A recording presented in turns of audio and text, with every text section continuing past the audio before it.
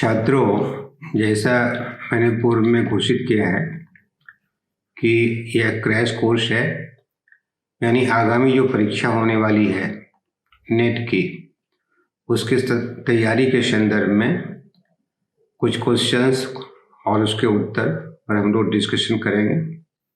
लेकिन इसके पूर्व अभी जो 25 प्रश्न हैं इसमें, वो लिंक पर पहले मौजूद होगा, उस पर आप जाएं, पहले उत्तर आप कर लें। प्रश्न का उत्तर आप कितना जानते हैं आप उसका उत्तर कर लें और फिर डिस्कशन पर आएंगे। जो वीडियो डिस्कशन का है उस पर आए तो आपको ज़्यादा फायदा होगा।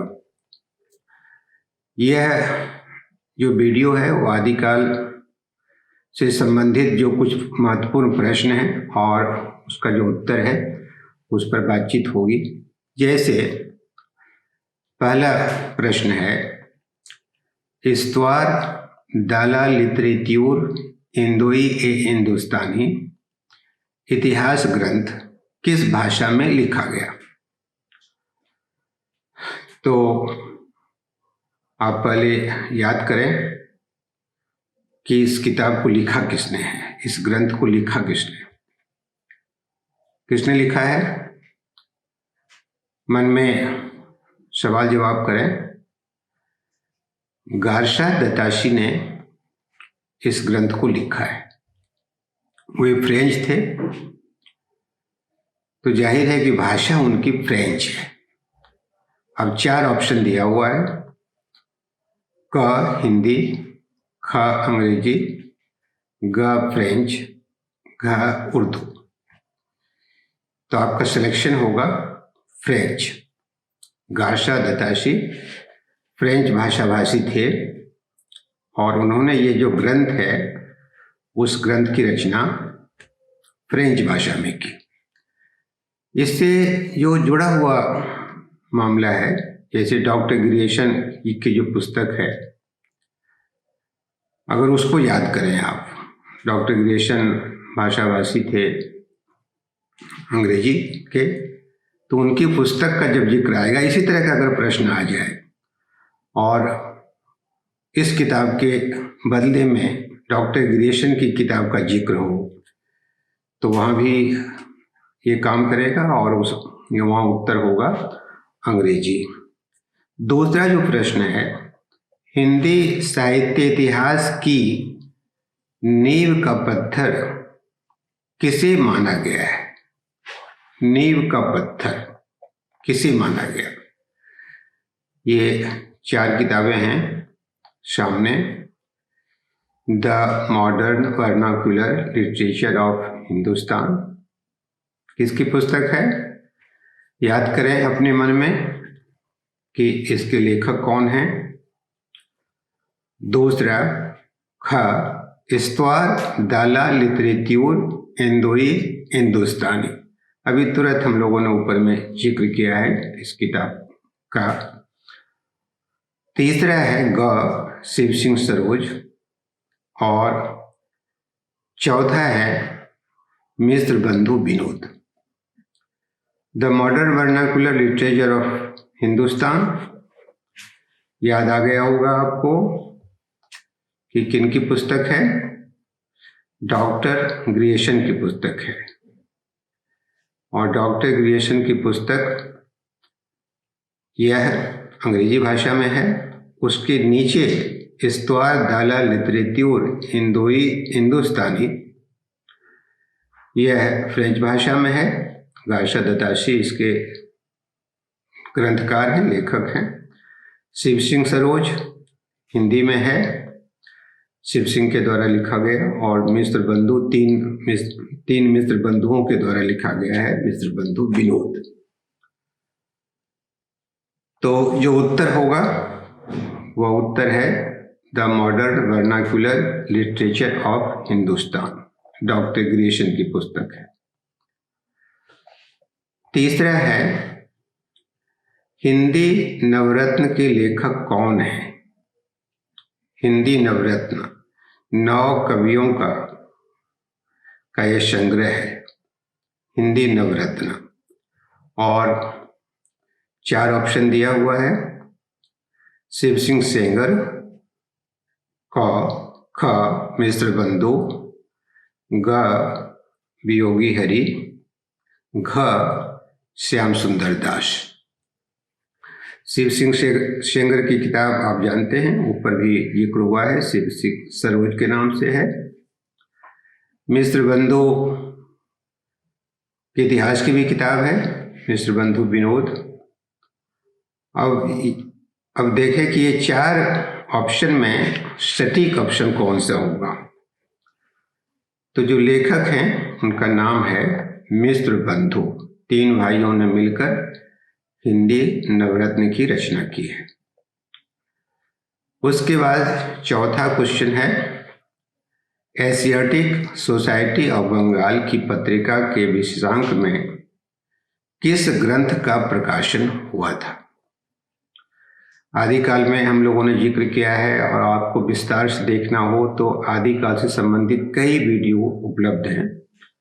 और आदिकाल को समझने के लिए उसके प्रमुख कवियों का, ग्रंथों का, उसकी प्रवृत्तियों का, ग्रंथ में क्या शामिल है, इसका हम लोगों ने विस्तार से जिक्र किया है।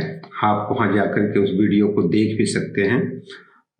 एशियाटिक सोसाइटी ऑफ बंगाल की पत्रिका के विशेषांक में किस ग्रंथ का प्रकाशन हुआ था। 4 ऑप्शन दिया हुआ है। Modern vernacular literature of Hindustan, ख आचार्य शुक्लकृत हिंदी साहित्य का इतिहास, ग गणपति चंद्रगुप्त कृत हिंदी साहित्य का वैज्ञानिक इतिहास, और घ डॉक्टर राम कुमार वर्मा कृत हिंदी साहित्य का आलोचनात्मक इतिहास। तो उस वक्त आप देख रहे हैं कि एशियाटिक सोसाइटी ऑफ बंगाल का जिक्र है, तो एक अंदाजा भी लगा सकते हैं कि कौन सी पुस्तक हो सकती है। उस समय अंग्रेजी राज था और अंग्रेजों ने इस सोसाइटी को बनाया था, तो उसका संबंध जो गहरा है, एक अंदाज लगाने के बाद भी आपको लगेगा कि modern vernacular literature of Hindustan ही हो सकता है जिसका प्रकाशन एशियाटिक सोसाइटी ऑफ बंगाल ने किया था। उसके बाद 5वां क्वेश्चन देखें, एक पंक्ति है और आपसे पूछा जाएगा कि किसका कथन है यह। हिंदी के विधेयवादी साहित्य इतिहास के आत्म प्रवर्तक शुक्ल जी नहीं बल्कि ग्रियर्सन है। यह कथन किसका है। इस तरह के प्रश्न आते हैं और उसमें आप देखेंगे कि 4 नाम हैं, 4 ऑप्शन है आपके सामने। गार्षा दत्ताशी, प्रोफेसर नलिन बिलोचन शर्मा, पंडित हजारी प्रसाद द्विवेदी और डॉक्टर नामवर सिंह। एक आप अंदाज कर सकते हैं कि कौन लेखक हो सकते हैं। गार्षा दत्ताशी तो बहुत पुराने हैं। प्रोफेसर नलिन बिलोचन शर्मा, पंडित हजारी प्रसाद द्विवेदी और डॉक्टर नामवर सिंह में से एक हो सकते हैं, और इसका उत्तर है प्रोफेसर नलिन बिलोचन शर्मा। पटना विश्वविद्यालय में प्रोफेसर थे ये, और उनकी किताब हिंदी का साहित्य दर्शन बहुत फेमस है, बहुत प्रसिद्ध है। 6ठा, आचार्य शुक्लकृत हिंदी साहित्य का इतिहास का प्रकाशन वर्ष क्या है। 4 प्रकाशन वर्ष सामने स्क्रीन पर है। 1917, 1918, 1919 और 1929। तो जो उत्तर होगा वो उत्तर होगा 1929। 1929 में क्या हुआ था आप याद करें। हिंदी शब्द सागर का प्रकाशन हुआ था फरवरी 1929 में, और ये किताब तो उसी के साथ आई थी। हिंदी साहित्य का विकास के नाम से इस किताब का पहले प्रकाशन हुआ था, तो आप इसको कहेंगे 1929। आचार्य शुक्ल के अनुसार इनमें से कौन सी रचनाएं साहित्यिक कोटि की नहीं है। आचार्य शुक्ल के का जो इतिहास है, हिंदी साहित्य का इतिहास, उसमें इसका जिक्र हुआ है, और उन्होंने कहा है कि कौन सी रचना साहित्यिक है, कौन सी साहित्यिक नहीं है, इस पर उन्होंने विस्तार से चर्चा की है। तो आप देखें ऑप्शन अपना, भट्ट केदार और नरपति नाल की रचनाएं, सिद्धों और योगियों की रचनाएं, जगनिक और चंद्रवरदाई की रचनाएं, विद्यापति और खुसरो की रचनाएं।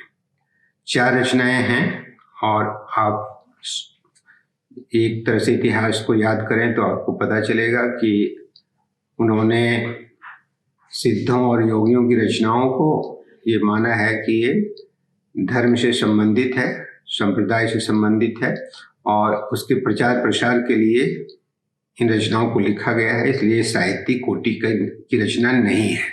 शेष जो रचनाएं हैं वो साहित्यिक कोटि की हैं।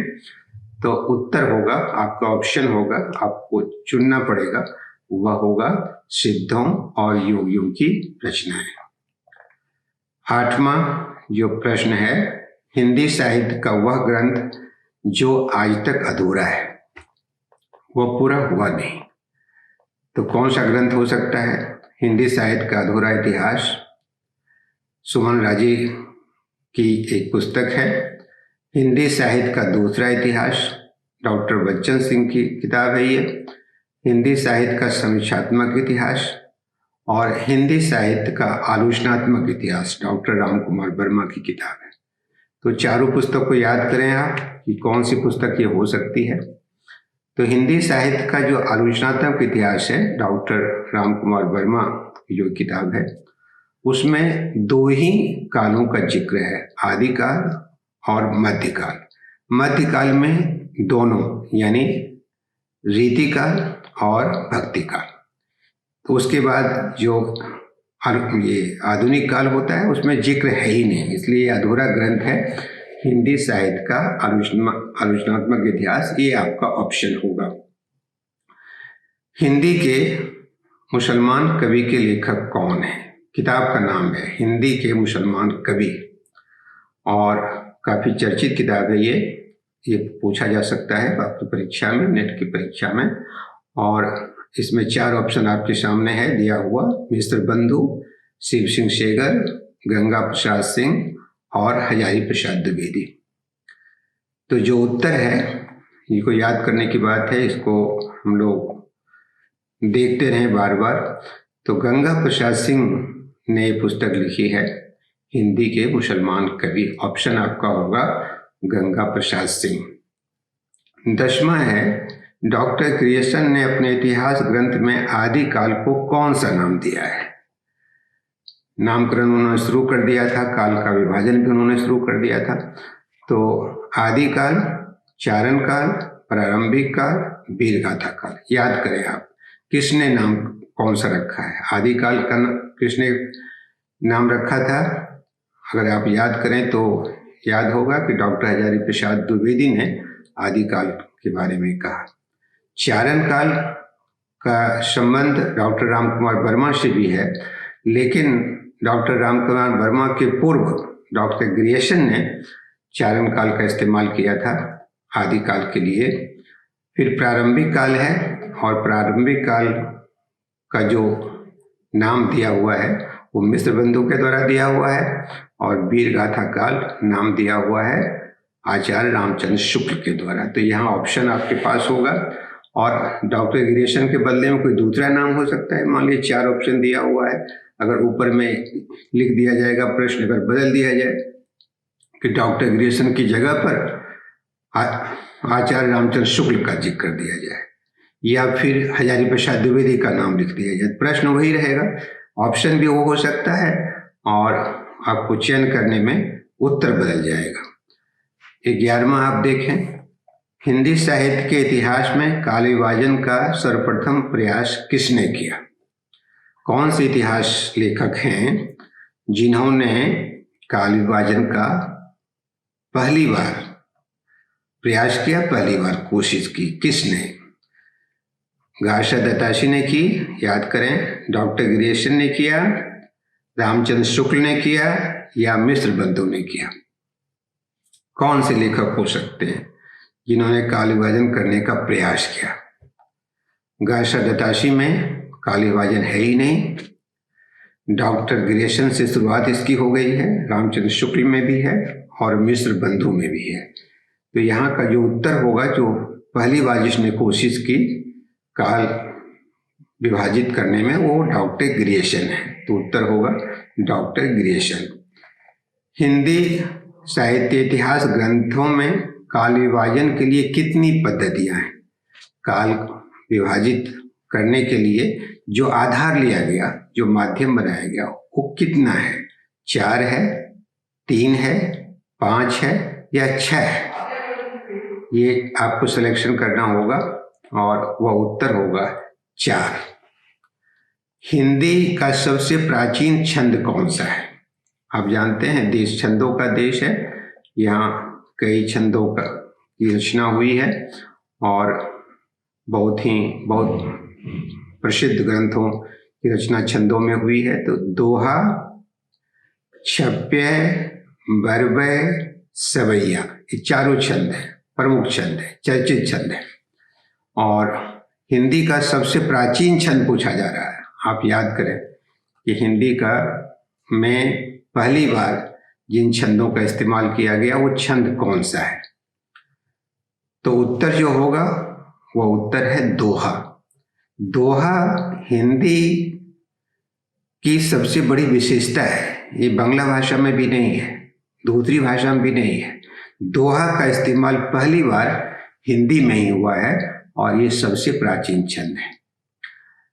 14वां है आदिकालीन कृतियां जो नोटिस मात्र है। ये माना गया कि वो उसकी सूचना तो है लेकिन ग्रंथ नहीं है। नोटिस मात्र का क्या मतलब होता है? नोटिस मात्र का मतलब सिर्फ इतना ही है कि उन रचनाओं का जिक्र होता है लेकिन रचनाएं नहीं है। अब याद करें, आपके सामने ऑप्शन 4 है। कृतिलता, पदावली एक ऑप्शन है। दूसरा ऑप्शन है खुमान रासो, कृतिलता। तीसरा ऑप्शन है जयमांक जस चंद्रिका और कृति पताका। और अंतिम ऑप्शन है पृथ्वीराज रासो और प्रमाल रासो। याद करें ठीक से, रचनाओं के नाम याद करें, रचनाकार के नाम याद करें, तो आपको लगेगा कि जयमांक जस चंद्रिका और कृति पताका इसकी सूचनाएं हैं लेकिन यह ग्रंथ मौजूद नहीं है। तो आप कह सकते हैं कि जयमांक जस चंद्रिका और कृति पताका, इसको आप सिलेक्ट करें और अपना उत्तर सही करें। अपभ्रंश के प्रथम कवि कौन है? अपभ्रंश को आप जानते हैं, हिंदी के पूर्व जो भाषा है वो अपभ्रंश भाषा है और उसमें 4 ऑप्शन आपके सामने है। हेमचंद्र, स्वयंभू, राम सिंह, सोमप्रभ, सूरी। ये 4 नाम में से कौन से हैं जो अपभ्रंश के पहले लेखक हैं? उत्तर इसका होगा स्वयंभू जो हैं वो अपभ्रंश के पहले लेखक हैं। शालिभद्र सूरीकृत भरतेश्वर बाहुबली रास को हिंदी की प्रथम रचना किसने माना है? अब यह डिबेट है हिंदी में भी कि हिंदी की पहली रचना कौन सी है। अलग अलग लोगों ने अलग ढंग से सोचने का प्रयास किया है।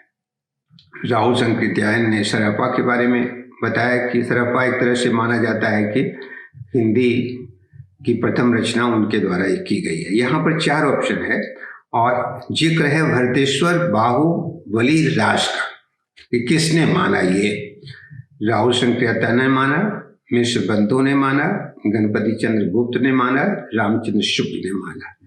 कौन सा उत्तर होगा? गणपति चंद्र गुप्त उत्तर होगा। इनकी पुस्तक है हिंदी साहित्य का वैज्ञानिक इतिहास। तो वैज्ञानिक इतिहास में इन्होंने बाकायदा एक तर्क दिया है कि भरतेश्वर बाहुबली रास ही हिंदी की प्रथम रचना होगी। हिंदी की पहली रचना सर्वकाचार्य के रचयिता कौन है? 4 ऑप्शन है यहाँ पर। शबरपा, चरपटनाथ, अद्वय वज्र और देवसेन। 4 लेखकों का जिक्र है। ऑप्शन आपके सामने प्रस्तुत है। आप याद करें कि इसके लेखक कौन होंगे, तो इसके लेखक हैं देवसेन। चर्या पद के रचयिता कौन है? सरपा है, तिलोपा है, सबरपा है, शांतिपा है। ये चारों सिद्ध है और चर्या पद का संबंध भी सिद्धों से है। ऑप्शन दिया हुआ है कि सरपा, तिलोपा, सबरपा और शांतिपा। उत्तर होगा सबरपा। सबरपा ने चर्या पद की रचना की है। 19 है, जोई जोई पिंडे सोई ब्रह्मांडे। सिद्धांत किसका है? जो पिंड में है वही ब्रह्मांड में है। यह सिद्धांत किसका है और किसके द्वारा प्रतिपादित है? गोरखनाथ, मच्छंदरनाथ, चरपटनाथ, जलंधरनाथ। तो ये सारे नाथ हैं और नाथों का यह सिद्धांत है, जोई जोई पिंडे सोई ब्रह्मांडे। गोरखनाथ ने इस सिद्धांत की रचना की है। गोरख की वाणियों का सर्वप्रथम संग्रह किसने किया? राहुल संकृत्यायन ने किया, चंद्रधर शर्मा गुलेरी ने किया, या पीताम्बर दत्त बड़त्वाल ने किया, या हजारी प्रसाद द्विवेदी ने किया। चारों जो लेखक हैं वो बहुत चर्चित लेखक हैं, आदिकाल से संबंध है, उन्होंने बहुत काम किया है आदिकाल पर। तो आप याद करें ठीक से, राहुल जी का काम क्या है, चंद्रधर शर्मा जी का काम क्या है, और पीताम्बर दत्त बड़त्वाल का काम क्या है, और हजारी प्रसाद द्विवेदी का क्या है। गोरख की वाणियों का संग्रह। उत्तर है पीताम्बर दत्त बड़त्वाल। संदेश राशक के रचयिता कौन है? एक पुस्तक है संदेश राशक, बहुत चर्चित पुस्तक है। 4 ऑप्शन दिया हुआ है, मेरुतुंग, हेमचंद्र, अब्दुल रहमान और धनपाल। इन 4 लेखकों में से कौन है जो संदेश राशक की रचयिता है? उत्तर होगा अब्दुल रहमान। अब एक आता है सुमेलित करने के लिए, मिलाने के लिए आता है, और उदाहरण के रूप में एक जो है यहाँ पर सामने प्रश्न आपको दिया गया है। इस तरह के कई प्रश्न आते हैं। निम्नलिखित रासों रास ग्रंथों से उनके काव्य रूप से सुमेलित कीजिए। एक तरफ दिया हुआ है विशलदेव रास, बाहुबली रास, राम रासो, बुद्धि रासो, और दूसरी तरफ 5 ऑप्शन आपके साथ है। प्रेमाख्यानक काव्य, कथा काव्य, वीर काव्य, नीति काव्य और प्रेम काव्य। 5 है इस तरफ और 4 इस तरफ है। तो आपको मिलाना होगा कि किससे किसका संबंध है। जैसे विशलदेव रास, किसका संबंध है? विशलदेव रास एक प्रेम काव्य है, तो इसका संबंध प्रेम काव्य से हो जाएगा। बाहुबली रास एक वीर काव्य है, तो उससे संबंध हो जाएगा वीर काव्य से। राम रासो कथा काव्य है और बुद्धि रासो नीति काव्य है। यानी 5 ऑप्शन में से एक जो ऑप्शन है प्रेमाख्यानक काव्य, वह सही नहीं है। और 4 का संबंध, विशलदेव रासो का संबंध प्रेम काव्य से, बाहुबली रास का संबंध वीर काव्य से, राम रासो का संबंध कथा काव्य से, और बुद्धि रासो का संबंध नीति काव्य से है। आगे है विशलदेव रासों के रचयिता कौन है? 4 ऑप्शन दिया हुआ है, आपको सिलेक्शन करना पड़ेगा। सारंगधर, नरपति नाल, जलहन, दलपत विजय। उत्तर होगा नरपति नाल। विशलदेव रासो एक प्रेम काव्य है जिसकी रचना नरपति नाल ने की। 24 हिंदी खड़ी बोली के प्रथम कवि कौन है? खड़ी बोली के प्रथम कवि भारतेंदु, अमीर खुसरो, मुल्ला दाऊद, निराला। इसमें से कौन से होंगे जो पहले कवि हैं? उत्तर है अमीर खुसरो। अमीर खुसरो आदिकाल में थे और इनकी भाषा जो है वो हिंदी खड़ी बोली थी। यो फारसी में भी इन्होंने काम किया है, अन्य भाषाओं में भी काम किया है, लेकिन हिंदी खड़ी बोली में भी काम किया। खास करके मुकरियाँ और पहलियाँ हिंदी खड़ी बोली में हैं। कुछ गीत भी बहुत अच्छे हैं इनके। अमीर खुसरो हिंदी खड़ी बोली के प्रथम कवि हैं। 25 है, एक पंक्ति है, बहुत फेमस पंक्ति है, बहुत प्रचलित पंक्ति है। काहे को ब्याहे परदेश सुन बाबुल मोरे किसकी रचना है। यह अब भी गाया जाता है, इस वक्त भी। 4 ऑप्शन दिया हुआ है, अब्दुल रहमान, अमीर खुसरो, मुल्ला दाऊद और विद्यापति। तो इसमें से कौन से हो सकते हैं। यह रचना अमीर खुसरो की है, काहे को ब्याहे परदेश सुन बाबुल मोरे। तो आज हम लोगों ने जो चर्चा की वो 25 जो क्वेश्चन हैं, इस तरह के क्वेश्चन पूछे जाते हैं। अलग अलग ढंग से भी आप ये याद करें कि किताबों के नाम और उनके रचनाकार, उन किताबों में क्या है, किस स्वभाव का है, वीर काव्य है या प्रेम काव्य है, इस तरह की चीजें आती रहती हैं। शैलियों के बारे में भी पूछा जाता है। तो आज हम लोगों ने चर्चा आदिकाल की। कल हम लोग भक्ति काल से संबंधित जो प्रश्न होगा, किस तरह का प्रश्न पूछा जाता है, उसके बारे में चर्चा करेंगे। आप सबों को जो जुड़े हुए हैं, सुन रहे हैं, देख रहे हैं, आप सबों को बहुत बहुत धन्यवाद।